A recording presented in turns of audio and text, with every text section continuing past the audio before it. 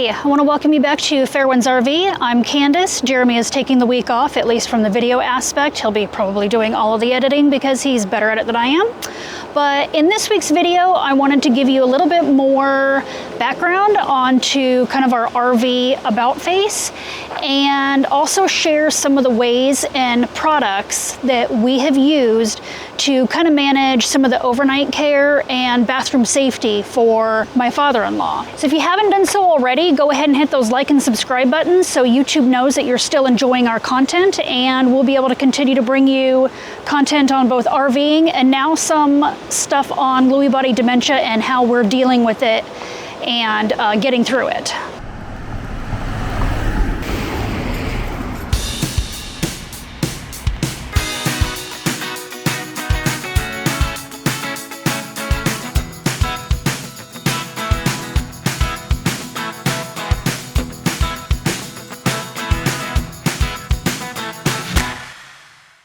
When we bought our RV a little less than 2 years ago, we fully expected to spend the next many years just exploring the country, meeting new friends, seeing all the sights, taking notes on possible future winter snowbird locations. But that all came to an abrupt halt about 2 months ago when we found out that Jeremy's dad had been diagnosed with Lewy body dementia and really needed round-the-clock care. So at that point, he was also suffering from insomnia, which meant that he couldn't sleep for more than about an hour at a time, which of course meant that his wife couldn't sleep for more than an hour at a time. I'm not sure if you've ever gone for an extended period of time with little to no sleep, but it can really mess with you both physically and mentally. And he wasn't doing very well. In addition, he was barely eating and was losing weight, so we made the decision to drop everything and come home so that we could be that extra set of eyes and hands that they so desperately needed. It was going to take us some time to get back because we were in Arizona at the time, so we quickly made plans for different family members to kind of step in and come up and stay the night so that Jeremy's stepmom could actually get a good night's sleep. In the meantime, I got busy canceling almost 3 months worth of campground reservations and rerouting our trip and making new overnight stops for our 1,700-mile journey home. Since I always keep really careful notes in both RV Trip Wizard and in a Word document that I create for each trip, I was quickly able to see what exactly we had paid to which campground and what their cancellation policies were. So it was simply a matter of calling each of them, explaining the situation, and arranging for those refunds. So it took a bit of trial and error with hospice to get the meds right, but he's finally on a medication that allows him to sleep all night. So by the time we got here, he had been on it for close to a week. So after a couple more days, at night, he was still kind of restless. And so obviously during the morning, he was a little bit groggy, a little bit confused. But after a couple of days, that seemed to clear up. And he is now sleeping for at least 12 hours a night, only getting up a couple of times at night to go to the bathroom, just like us, eating 3 meals a day and lots of snacks in between, especially his favorite, these chocolate-covered donuts that he absolutely loves. Jeremy loves. I can't stand them. I think they're waxy nastiness, but he loves them. And because of all the weight he lost, we're letting him eat as many as he possibly wants. So things were looking pretty bad on our way here. He was very confused. At times, he didn't even recognize his wife. He didn't recognize his house. He thought he was in a hotel. So we were pretty worried. We were actually worried that we might not be able to handle things. But because of the new medication and the fact that he is able to sleep and he is able to get good nutrition, things have improved so much.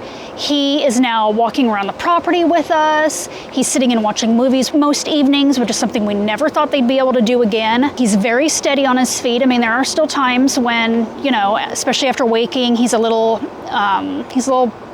tipsy, whatever. But for the most part, he's doing really well. We just kind of walk with him just for safety, but he really doesn't need us anymore for stability. So we're really happy with the improvement just from the sleep and the proper nutrition. Okay, so the first few days after we got here, he was still pretty restless at night. He was pretty much up and down. Sometimes, every 5 minutes he was getting up. He was messing with things in his room, constantly adjusting his comforter and his blanket, finding his glasses, whatnot. And so in the beginning, we had this little monitor and it had a screen about this big, so kind of hard to see. But we would take turns. So the three of us, his wife, Jeremy, and me, would take shifts during the night for, 4 to 5 5 hours. And we would literally sit and kind of watch that monitor and make sure that he was safe in his room. But after a couple of days, we noticed that he was starting to sleep pretty much all the way through the night, and he was only getting up once or twice a night just to go to the bathroom. Uh-oh, gotta take a whiz. Which is right outside of his bedroom. So we bought this really cool motion sensor and put it right outside his bedroom. So now we're notified whenever he walks out of his bedroom. It sends an alert to this little monitor that we keep by us, and it just says essentially, ding dong, hello, welcome. Hello, welcome. And we know that he's up. So at that point, we were able to sleep on the couch and be alerted when he got up. We would get up, we would make sure that he was okay, he didn't need anything. And then as soon as he went back to bed, we'd go back to sleep on the couch. This lasted, I don't know, maybe a week or two, and it improved so much that, you know, really, I mean, he just doesn't need us in the middle of the night at this point. And so Jeremy went, and we had a Blink camera, an Amazon Blink camera in our rig. And so he brought that over and he set it up in their kitchen with a feed to his dad's bedroom door. And so what that does is he set up a routine in Alexa, because he's really good at that. And he set up this routine so that as we're sleeping in our rig, which is located like 10 feet from their front door, it notifies us in the rig that there's movement detected, and then it turns on the TV in our living room where we can see the video feed of what exactly is going on. So if he's just getting up and going to the bathroom, we'll watch and make sure, and he goes back to bed, and then we turn the TV off and go back to bed ourselves. If we see that he's up and he's maybe confused, one night he went into the laundry room because he was hearing the water softener, and it's kind of loud and it's very disturbing, you know, so then we'll just get up, we'll come over, see if he needs anything, get him back to bed, and then we go back to bed ourselves. So another item that we just added to our arsenal of things to keep Jeremy's dad safe in the middle of the night are these call buttons. So there's 3 of these buttons and 2 of these chimes. His stepmom can have one and we can have another one. And if Jeremy's dad needs us in the middle of the night, he simply pushes a button and that'll alert us that he needs one of us for assistance. So we've gone through phase 1 of the monitor and having to watch it constantly, phase 2 of the motion sensor and sleeping on the couch, and then now phase 3 with the Amazon Blink camera that we can monitor things from, you know, completely different room. We can be upstairs, we can be outside, whatever. We can also have it feed up on our cell phone, and just we can see what's going on. So Lewy body, for those of you who don't know, Lewy body is under the umbrella of dementia. And dementia includes Lewy body and frontal lobe, Alzheimer's, which is the most common, the one that people think of the most. And the main way that Lewy body differs from Alzheimer's is that Alzheimer's tends to decrease on like a ski slope. It's a pretty gradual, steady decline. Lewy body, however, is up and down like a roller coaster.